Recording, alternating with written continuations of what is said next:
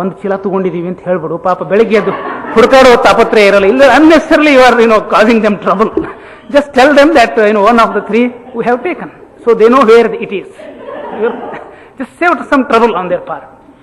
ಅದಕ್ಕೆ ಇವು ನನ್ನಂತೆ ಕಳ್ರೆ ಹೋಗಿ ಎಬ್ಬಿಸಿ ಇದನ್ನು ನಾವು ತೊಗೊಂಡಿದ್ದೀವಿ ಅಂತ ಹೇಳ್ತಿರ್ತಾರೇನೋ, ನಿನಗೆ ತಲೆಗಿಲೆ ಕೆಟ್ಟಿದೆ, ನಿನಗೆ ಹೊರಡು ನೀನಿಲ್ಲಿಂದ ಮೊದಲು.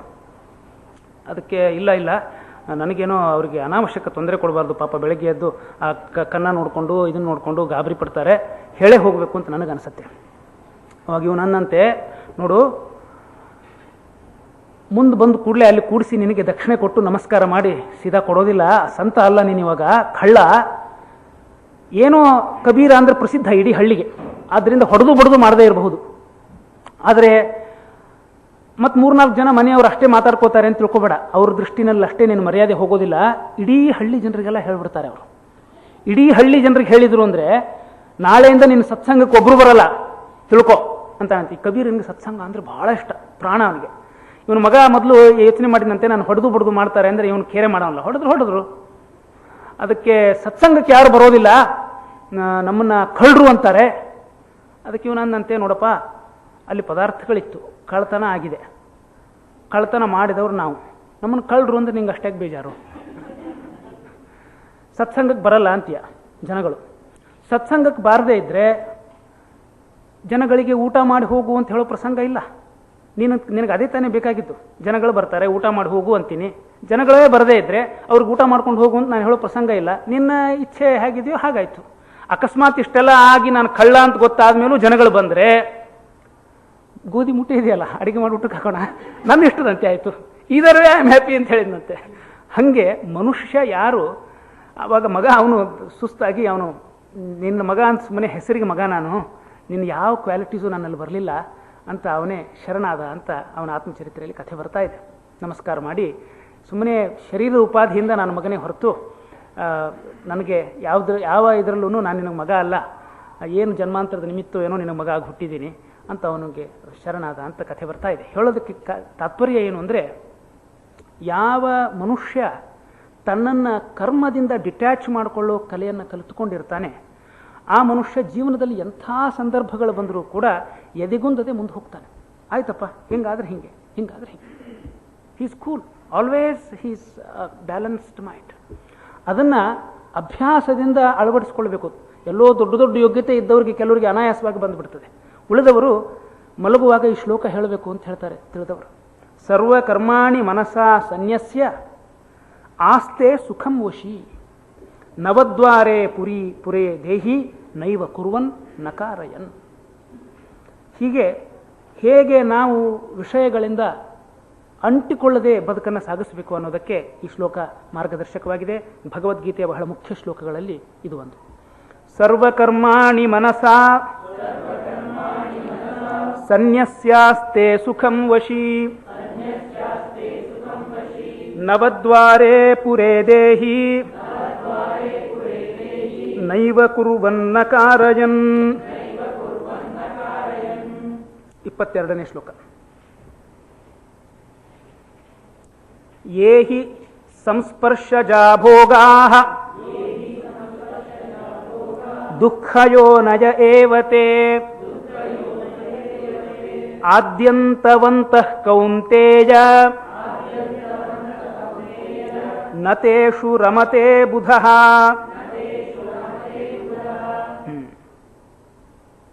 ಏಹಿ ಇದು ಪದಚ್ಛೇದ.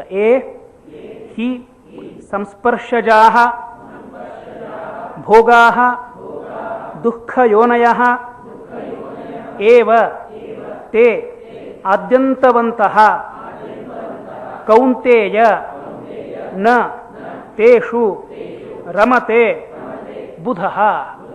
ಬುಧಃ ಅಂದ್ರೆ ವಿದ್ವಾಂಸನು, ತೇಷು ನ ರಮತೆ, ಅಂಥದ್ರಲ್ಲಿ ಸಂತೋಷ ಪಡೋದಿಲ್ಲ, ಅಂಥದ್ರಲ್ಲಿ ತೃಪ್ತ ಮನಸ್ಕನಾಗೋದಿಲ್ಲ.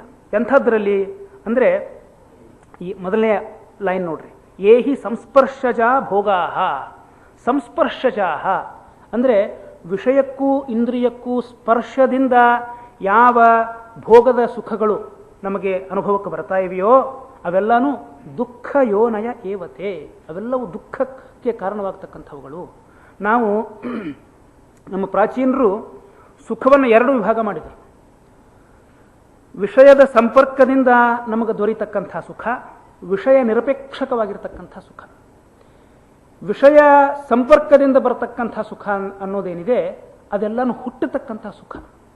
ಹುಟ್ಟತಕ್ಕಂಥ ಸುಖಕ್ಕೆ ಸಾವಿದೆ. ಯಾವ್ಯಾವುದು ಹುಟ್ಟತ್ತೋ ಅದೆಲ್ಲ ಸಾಯತ್ತೆ.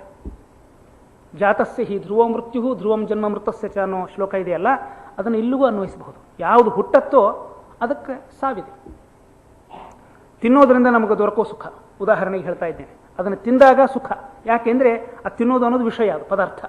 ಅದಕ್ಕೂ ರಸನೇಂದ್ರಿಯಕ್ಕೂ ಒಂದು ಸಂಸ್ಪರ್ಕ ಆದಾಗ ಸಂಸ್ಪರ್ಶಜಾಹ ಭೋಗಾಹ, ಆ ಸಂಪರ್ಕದಿಂದ ಹುಟ್ಟತಕ್ಕಂಥ ಸುಖ ಅದು. ಅದು ದುಃಖ ಯೋನಯ ಏವತೆ, ಶಾಶ್ವತವಾಗಿ ಅದು ಸುಖ ಕೊಡ್ಲಿಕ್ಕೆ ಸಾಧ್ಯವೇ ಇಲ್ಲ. ಜಾಸ್ತಿ ತಿಂದರೆ ಡಾಕ್ಟ್ರು ರೋಗದ ಹೆಸರು ಹೇಳ್ತಾರೆ, ಹುಷಾರಾಗಿರಪ್ಪ ತಿನ್ಬೇಡ್ರಿ ಅಂತ. ಮತ್ತು ಬಹಳ ಹೊತ್ತು ತಿಂದ ಮೇಲೆ ಆ ಇಂದ್ರಿಯಾನೇ ಅದನ್ನು ತಿರಸ್ಕರಿಸ್ತದೆ. ತಿಂದು ತಿಂದು ತಿಂದು ಬಾಯಿ ಕಟ್ಟೋಗಿದೆ, ಸ್ವಲ್ಪ ಖಾರ ತಿಂದು ತಿಂದು ಸಿಹಿ ಹಾಳಾಗಿ ಹೋಗಿದೆ, ಸ್ವಲ್ಪ ಕಹಿಯಾಗಿ ಹೋಗಿದೆ, ಸಿಹಿತ. ಏನು ಹೇಳುತ್ತೆ ಇದು ಅಂದರೆ ಅನಿತ್ಯ. ಇದು ಶಾಶ್ವತವಾಗಿ ಸುಖವನ್ನು ಕೊಡಲಿಕ್ಕೆ ಅಸಮರ್ಥ ಇದು ಅನ್ನೋದನ್ನು ಇದು ನಮಗೆ ತಿಳಿಸ್ತಾ ಇದೆ. ಇದು ಒಂದು ನಾನು ತಿನ್ನೋದ್ರ ದೃಷ್ಟಾಂತ ಹೇಳಿದೆ. ಪಂಚೇಂದ್ರಿಯಗಳಿಂದ ನಮಗೆ ಸಿಗ್ತಕ್ಕಂಥ ಎಲ್ಲ ಸುಖಗಳ ಸ್ವರೂಪ ಇಂಥದ್ದೇನೆ. ಇಡೀ ದಿವಸದ ನಮ್ಮ ಚಟುವಟಿಕೆ ಈ ಪಂಚೇಂದ್ರಿಯ ಸುಖವನ್ನು ದೊರಕಿಸಿಕೊಳ್ಳಲಿಕ್ಕೆ. ಈ ಪಂಚೇಂದ್ರಿಯಗಳ ಸುಖ ಪಡಿಬೇಕು ಅಂತ ಮನುಷ್ಯ ಹಾತೊರಿತಾನೆ, ದುಃಖ ಪಡೆದು ಗೋಳಾಡ್ತಾನೆ. ಭಾಗವತದಲ್ಲಿ ಬಹಳ ಸ್ವಾರಸ್ಯವಾಗಿ ಅದನ್ನು ಹೇಳ್ತಾರೆ. ದುಃಖೌಷಧಂ ತದಪಿ ದುಃಖಂ, ದುಃಖಕ್ಕೆ ಔಷಧವನ್ನು ದೊರಕಿಸ್ಕೊಳ್ಬೇಕು ಅಂತ ಹೋಗ್ತಾನಂತೆ, ಅದು ದುಃಖದಲ್ಲೇ ಪರ್ಯವಸಾನ ಆಗುತ್ತೆ. ಯಾಕೆ ಅಂತಂದರೆ ಈ ಸುಖವನ್ನು ಕೊಡ್ತಕ್ಕಂಥ ವಿಷಯಗಳೇನಿದೆ ಅವುಗಳ ಸ್ವಭಾವ ಮತ್ತು ಇಂದ್ರಿಯಗಳ ಸ್ವಭಾವ, ಅದನ್ನು ಅಧ್ಯಯನ ಮಾಡಿದಾಗ ಅವು ಹುಟ್ಟುತ್ತವೆ ಸಾಯ್ತವೆ. ಯಾವ ಇಂದ್ರಿಯಗಳಿಗೂ ಕೂಡ ಯಾವುದೇ ವಿಷಯದಿಂದ ಶಾಶ್ವತವಾದ ಸುಖವನ್ನು ಕೊಡುವಂಥ ಶಕ್ತಿ, ಯೋಗ್ಯತೆ, ಸಾಮರ್ಥ್ಯ ಇಲ್ಲವೇ ಇಲ್ಲ. ಪ್ರತಿಯೊಂದು ಪದಾರ್ಥಕ್ಕೆ ಒಂದೊಂದು ಯೋಗ್ಯತೆ ಇದೆ. ಆ ಯೋಗ್ಯತೆಯನ್ನು ಮೀರಿ ಅವುಗಳಿಂದ ಸುಖವನ್ನು ನಾವು ಬಯಸಿದಾಗ ನಮಗೆ ನಿರಾಶೆ ಸಹಜ. ಆದ್ದರಿಂದ ಯಾವ ಸುಖ ಹುಟ್ಟತ್ತೋ ಆ ಸುಖ ಸಾಯತ್ತೆ. ಇದನ್ನು ನೆನಪಿಟ್ಕೊಳ್ಳಿ ಅಂತಾರೆ. ಹಂಗಾರೆ ಹುಟ್ಟದೇ ಇರೋ ಸುಖ ಅಂತಂದರೆ ಆತ್ಮಸುಖ, ಸ್ವಭಾವ ಸುಖ, ಸ್ವರೂಪ ಸುಖ. ಅದು ಮಾತ್ರ ಮನುಷ್ಯನ ಜೊತೆಗೆ ನಿರಂತರವಾಗಿ ಇರಬಲ್ಲಂಥ ಸುಖ. ಆದ್ದರಿಂದ ಆದ್ಯಂತವಂತಹ ಕೌಂತ್ಯ, ಆದಿ ಅಂತವಂತಹ, ಮೂರನೇ ಲೈನ್ ನೋಡಿ. ಆದ್ಯಂತವಂತಹ, ಆದಿ ಅಂತವಂತಹ ಯಾವುದಕ್ಕದು? ಭೋಗಾಹ, ಮೊದಲನೇ ಲೈನ್ನಲ್ಲಿರೋ ಕೊನೆ ಶಬ್ದಕ್ಕೆ ವಿಶೇಷಣ ಅದು. ಆ ದುಃಖ ಯೋನಯ ಸಂಸ್ಪರ್ಶಜಾಹ ಭೋಗಾಹ ಆದ್ಯಂತವಂತಹ. ಹೇ ಕೌಂತೇಯ ನತೇಷು ರಮತೆ ಬುಧಃ. ಬುಧಃ ವಿದ್ವಾಂಸನು ವಿಷಯ ಇಂದ್ರಿಯ ಇವುಗಳ ಸ್ವರೂಪವನ್ನು ಅಧ್ಯಯನಿಸಿ ಅವುಗಳನ್ನು ತಿಳಿದಿರತಕ್ಕಂಥವನು, ಅಂಥ ವಿದ್ವಾಂಸನು ನತೇಷು ರಮತೆ, ಅವುಗಳಲ್ಲಿ ಅವನು ಅವೇ ನನಗೆ ಶಾಶ್ವತವಾದ ಸುಖವನ್ನು ಕೊಡ್ತಕ್ಕಂಥವು ಅನ್ನೋ ಭಾವವನ್ನು ತಾಳೋದಿಲ್ಲ ಅಂತ ಈ ಸುಖದ ಸ್ವರೂಪವನ್ನು ಭಗವದ್ಗೀತೆ ವಿಮರ್ಶಿಸ್ತಾ ಇದೆ. ನಮ್ಮಲ್ಲಿ ಈ ತರಹದ ವಿಮರ್ಶೆ ಬಹಳ ಕಡಿಮೆ. ಎಲ್ಲ ಇಡೀ ಮನುಷ್ಯ ಜನಾಂಗ ಆ ಮಾನವನ ಶರೀರದಲ್ಲಿರ್ತಕ್ಕಂಥ ಇಂದ್ರಿಯಗಳ ಬೇಡಿಕೆಗಳಿಗೆ ಓಗೊಟ್ಟು ಸುಖದ ಹಿಂದೆ ಹೋಗುತ್ತಾನೆ. ಅದರಲ್ಲೇನು ತಪ್ಪಿಲ್ಲ. ಆದರೆ ಆ ಇಂದ್ರಿಯಗಳು ನಮಗೆ ಕೊಡಬಹುದಾದಂಥ ಸುಖ ಎಂಥದ್ದು ಅದನ್ನು ತಿಳಿದುಕೊಂಡಾಗ ಅದರಿಂದ ಬಹಳ ನಿರಾಶೆ ಆಗೋದಿಲ್ಲ. ಆ ಸುಖ ಹುಟ್ಟುವಂಥದ್ದು, ಆ ಸುಖ ಸಾಯುವಂಥದ್ದು. ಅದನ್ನು ತಿಳ್ಕೊಂಡು ಅದನ್ನು ಅನುಭವಿಸಿದಾಗ ಅದರಿಂದ ಸುಖ ಅನುಭವಿಸಲಿಕ್ಕೇನು ಅಡ್ಡಿ ಇಲ್ಲ. ಆದರೆ ಮನುಷ್ಯ ನಿರಂತರ ಸುಖದ ಹುಡುಕಾಟದಲ್ಲಿದ್ದಾನೆ. ಆ ನಿರಂತರ ಸುಖದ ಹುಡುಕಾಟಕ್ಕೆ ಈ ಇಂದ್ರಿಯ ಮತ್ತು ವಿಷಯಗಳಿಂದ ದೊರಕತಕ್ಕಂಥ ಸುಖ ಅದು ತೃಪ್ತಿಯನ್ನು ದೊರಕಿಸೋದಿಲ್ಲ, ಮತ್ತಷ್ಟು ದುಃಖ, ಮತ್ತಷ್ಟು ನಿರಾಶೆಯನ್ನು ದೊರಕಿಸಬಲ್ಲದು ಅನ್ನತಕ್ಕಂಥ ವಿಷಯವನ್ನು ಇಲ್ಲಿ ಹೇಳ್ತಾ ಇದ್ದಾರೆ. ಏಹಿ ಸಂಸ್ಪರ್ಶಜಾ ಭೋಗಾಃ ದುಃಖಯೋನಯ ಏವತೆ ಆದ್ಯಂತವಂತಃ ಕೌಂತೇಯ ನತೇಷು ರಮತೆ ಬುಧಃ. ಈ ಅಧ್ಯಾಯದ ಕೊನೆ ಶ್ಲೋಕ 29ನೇ ಶ್ಲೋಕ. ಭೋಕ್ತಾರಂ ಯಜ್ಞ ತಪಸಾಂ ಸರ್ವಲೋಕ ಮಹೇಶ್ವರಂ ಸುಹೃದಂ ಸರ್ವಭೂತಾನಾಂ ಜ್ಞಾತ್ವಾ ಮಾಂ ಶಾಂತಿಮೃಚ್ಛತಿ.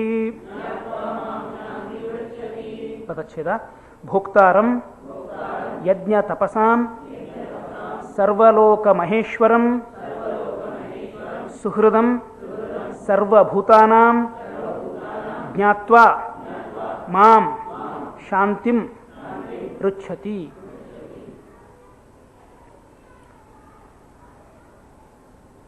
ಶಾಂತಿ ಅನ್ನೋದು ಮನುಷ್ಯನಿಗೆ ತಿಳುವಳಿಕೆಯಿಂದ ಉದಯಿಸ್ತಕ್ಕಂಥದ್ದು. ಶಾಂತಿಂ ರುಚ್ಛತಿ, ಮನುಷ್ಯ ಶಾಂತಿಯನ್ನು ಪಡಿತಾನೆ. ಅವಿವೇಕಿಗಳಿಗೆ ಅಶಾಂತಿ ಬಹಳ, ತಟಪಟ ತಟಪಟ ಒದಾಡ್ತಾ ಇರ್ತಾರೆ ಆ ಕಡೆಯಿಂದ ಈ ಕಡೆ. ಯಾಕೆಂದರೆ ಅಲ್ಲಿ ಏನೋ ಒಂದು ಯಾವುದಕ್ಕೋ ಒಂದಕ್ಕೆ ತನ್ನನ್ನು ಅವನು ಅಂಟಿಸಿಕೊಂಡಿರ್ತಾನೆ. ಯಾವಾಗ ತನ್ನನ್ನು ತಾನು ಅದರಿಂದ ಬೇರ್ಪಡಿಸಿಕೊಳ್ತಾನೆ ಆವಾಗ ಶಾಂತಿಯನ್ನು ಅನುಭವಿಸ್ತಾನೆ. ಅದು ತನ್ನನ್ನು ತಾನು ಯಾವುದೋ ವಿಷಯದಿಂದ ಬೇರ್ಪಡಿಸಿಕೊಳ್ಳಬೇಕಾದ್ರೆ ಬೇರ್ಪಡಿಸಿಕೊಳ್ಳೋದು ಹೇಗೆ ಅನ್ನೋದು ತಿಳಿದಿರಬೇಕು, ಬೇರ್ಪಡಿಸಿಕೊಳ್ಳಬೇಕು ಅನ್ನೋದು ತಿಳಿದಿರಬೇಕು. ಇಲ್ಲದೆ ಇದ್ದರೆ ಆ ಜಾಲದಲ್ಲಿ ಸಿಕ್ಕಾಕೊಂಡು ಒದ್ದಾಡ್ತಾ ಇರ್ತಾನೆ. ಈ ಭಾಳ ಕೆಟ್ಟ ದೃಷ್ಟಾಂತ ಇದು. ಸಿಂಬಳ ನೊಣ ಅಂತ ಹೇಳ್ತಾರೆ. ಜಾರಿಕೆಯಲ್ಲಿ ಸಿಕ್ಬಿಟ್ಟಿರ್ತದೆ, ಅಲ್ಲಿಂದ ಹೊರಗೆ ಬರಬೇಕು ಅಂತ ಪ್ರಯತ್ನ ಮಾಡಿದಷ್ಟು ಅದರಲ್ಲಿ ಸಿಕ್ಕಾಕೊಳ್ಳುತ್ತೆ. ಜೇಡ ಬಲೆ ಇನ್ನೊಂದು ದೃಷ್ಟಾಂತ. ಎಷ್ಟು ಆ ಬಲೆ ಒಳಗಡೆ ಓಡಾಡಿದ್ರೂ ಮತ್ತೆ ತಿರ್ಗಿ ಅಲ್ಲೇ ಸಿಕ್ಕಾಕೊಳ್ತದೆ. ಹಂಗೆ ಮನಸ್ಸು ಕೆಲವು ಸಲ ಯಾವುದೋ ಒಂದು ಜಾಲದಲ್ಲಿ ಮನಸ್ಸಿನೆಲ್ಲ ಮನಸ್ಸಿಗಿಸ್ಬಿಡ್ತದೆ. ಮನಸ್ಸು ಓಡಾಡಿ ಓಡಾಡಿ ಓಡಾಡಿ ಓಡಾಡಿ ಹೈರಾಣ ಆಗ್ತದೆ. ಅದನ್ನೇ ಯೋಚಿಸ್ತದೆ, ಮತ್ತೆ ಅದನ್ನೇ ಯೋಚಿಸ್ತದೆ, ಮತ್ತೆ ಹೈರಾಣ ಆಗ್ತದೆ, ಮತ್ತೆ ಅಲ್ಲಿಗೆ ಬರ್ತದೆ. ಆವಾಗ ಪ್ರಾಜ್ಞನಾದವ ಈ ಭಗವದ್ಗೀತೆ ಶ್ಲೋಕವನ್ನು ನೆನೆಸ್ಕೊಳ್ಬೇಕು. ಏನು ಮಾಡಬೇಕು? ತನ್ನನ್ನು ತಾನು ಅದರಿಂದ ಡಿಟ್ಯಾಚ್ ಮಾಡ್ಕೊಳ್ಬೇಕು, ಕತ್ತರಿಸ್ಬಿಡ್ಬೇಕು. ನಿಷ್ಕರುಣೆಯಿಂದ ತನ್ನನ್ನು ಆ ವಿಷಯದಿಂದ ಕತ್ತರಿಸ್ಕೊಳ್ಬೇಕು. ಅದರಿಂದ ಹೊರಗೆ ಬಂದ ಅಂತಾದರೆ ಮುಂದಿನ ಮಾರ್ಗ ಬಹಳ ಸುರಳಿತ. ಆದರೆ ಮನಸ್ಸಿನ ಸ್ವಭಾವ ಏನು ಅಂದರೆ ಅದಕ್ಕೆ ಏನಾದರೂ ಒಂದು ವಿಷಯ ಬೇಕೇ ಬೇಕು. ಇವ್ರನ್ನ ಬೈಯೋದು ಬೇಡವಾ, ಹಂಗಾರೆ ಬೇರೆ ಯಾರನ್ನಾರು ಬೈಯಕ್ಕೆ ಕೊಡು. ಅವರು ಕೆಟ್ಟಿದ್ದಾರೆ, ಅದನ್ನ ಚಿಂತನೆ ಮಾಡಬೇಡಪ್ಪ, ಒಳ್ಳೇದಲ್ಲ. ಹಂಗಾರೆ ಇವ್ರು ಕೆಟ್ಟಿದ್ದಾರೆ. ಒಟ್ಟು ಯಾರು ಬೇಕು ಮನಸ್ಸಿಗೆ, ಒಟ್ಟು ನಿಂದಿಸ್ಲಿಕ್ಕೆ ಯಾರನ್ನು ಬೇಕು. ಅದಕ್ಕೆ ಭಗವದ್ಗೀತೆ ಹೇಳುತ್ತೆ, ವಿಷಯ ಬೇಕು ಅಂತಿದೆಯೇ ಹೊರತು ಕೆಟ್ಟ ವಿಷಯನೇ ಬೇಕು ಅಂತೇನಿಲ್ವಲ್ಲ. ವಾದರಾಜರದ ಯಾವುದಾದ್ರೂ ಒಂದು ಹಾಡು, ಒಂದು ಶ್ಲೋಕ, ಒಂದು ಗೀತೆ, ಅದನ್ನು ಗಟ್ಟಿಯಾಗಿ ಹೇಳ್ತಾ ಮನಸ್ಸಿನಲ್ಲಿ ಆನಂದ ಪಟ್ಟರೆ ಅದು ಒಂದು ವಿಷಯನೇ. ಹೊರಟು ಹೋಗುತ್ತೆ ಈ ವಿಷಯ, ಇನ್ನುಳಿದ ವಿಷಯ. ಆದ್ದರಿಂದ ಮನಸ್ಸಿಗೆ ಶಾಂತಿ ಭಾವ ಹುಟ್ಟಬೇಕಾದ್ರೆ ಮನುಷ್ಯ ಜ್ಞಾತ್ವ, ಆ ಶಾಂತಿಗೆ ಬೇಕಾಗಿರ್ತಕ್ಕಂಥ ಡಿಟ್ಯಾಚ್ಮೆಂಟನ್ನು ಹೆಂಗೆ ಬೆಳೆಸ್ಕೊಳ್ಬೇಕು ಅನ್ನೋದನ್ನು ತಿಳ್ಕೊಳ್ಬೇಕು. ಅನೇಕ ಸಲ ನಾವು ಒಂದು ಬಹಳ ದೊಡ್ಡ ತಪ್ಪು ಮಾಡ್ತೇವೆ. ಮನೆ ಒಳಗಡೆ ಒಂದು ದೇವ್ರ ಪೆಟ್ಟಿಗೆಯಲ್ಲಿ ದೇವ್ರನ್ನ ಬಂಧಿಸಿ ಇಟ್ಟಿರ್ತೀವಿ. ಕೂತ್ಕೊಂಡು ಅದನ್ನು ತೆಗೆದು ಅಭಿಷೇಕ, ಅಲಂಕಾರ, ಅರ್ಚನೆ, ದೀಪ, ಧೂಪ ಅಂತ ಎಲ್ಲ ಮಾಡಿ ಆಮೇಲೆ ಅವನ ಪೆಟ್ಟಿಗೆ ಒಳಗೆ ಮುಚ್ಚಿ ಮೇಲೆ ಇಷ್ಟು ಸಣಬು ಕಟ್ಟಿಬಿಡ್ತೀವಿ, ಎಲ್ಲರೂ ಹೊರಗೆ ಬಂದಿದ್ದಾನು ಅಂಥೇಳಿ. ಆಮೇಲೆ ಹೊರಗೆ ಬಂದ್ವಿ ಅಂದರೆ ನಮ್ಮಷ್ಟು ದುಷ್ಟರು ನಾವೇ. ಸುಳ್ಳು, ಮೋಸ, ತಗಲ, ಈ ಮಾಡಬಾರದ್ದೆಲ್ಲ ಮಾಡ್ತೀವಿ. ಆ ದೇವ್ರು ಏನಾದ್ರು ಪೆಟ್ಟಿಗೆಯಲ್ಲಿ ಕಟ್ಟಿ ಹಾಕಿ ಬಂದ್ಬಿಟ್ಟಿವಲ್ರಿ, ಹೊರಗೆ ಹೆಂಗೆ ಬರ್ತಾನೆ ಅವನು? So we are free to do whatever we want.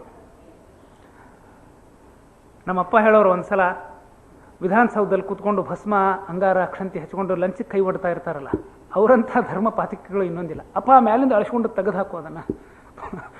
ಲಂಚಕ್ಕೆ ಕೈ ಹೊಡ್ತಿದ್ದೀಯ, ದೊಡ್ಡ ದೊಡ್ಡ ಲಾಂಛನ ಹಣಿ ಮೇಲೆ. ಎಲ್ಲ ಬ್ರಾಹ್ಮಣರಿಗೂ, ಎಲ್ಲ ಮಾಧ್ವರಿಗೂ, ಎಲ್ಲ ಲಿಂಗಾಯತರಿಗೂ ಕೆಟ್ಟ ಹೆಸರು ತರುವಂಥದ್ದು. ಅದ್ರ ಬದಲಿ ಕೆಟ್ಟ ಕೆಲಸ ಮಾಡ್ತೀಯಲ್ಲ, ಮಾಡ್ಕೋ, ಆ ಲಂಚನ ತೆಗೆದು ಹಾಕು, ರುದ್ರಾಕ್ಷಿ ತೆಗೆದು ಹಾಕು, ತುಳಸಿ ಮಾಲಿ ತೆಗೆದು ಹಾಕು. ಯಾವನೋ ಒಬ್ಬ ಹೊಲಾರಾಮ ಮಾಡ್ತಾನಲ್ಲ ಹಂಗಂತ ಅನ್ಕೋತಾರ ಜನ. ಆದ್ದರಿಂದ ಇಲ್ಲಿ ಹೇಳಲಿಕ್ಕೆ ಕಾರಣ ಏನು ಅಂದರೆ ಸುಹೃದಂ ಸರ್ವಭೂತಾನ.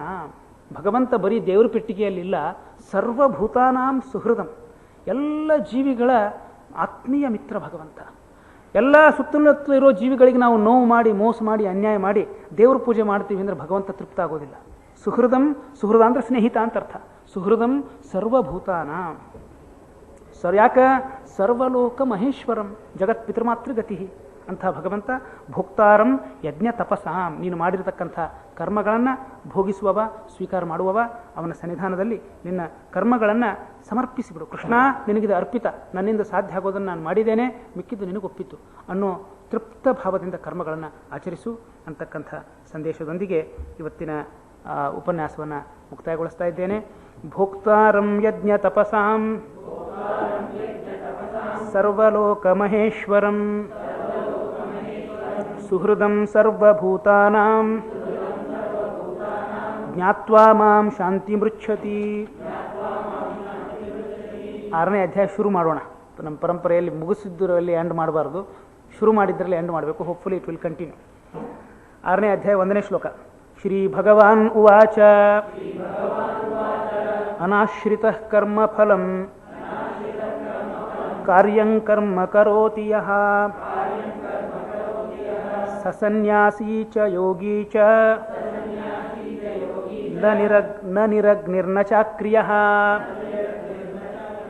ಹರಿ ಓಂ.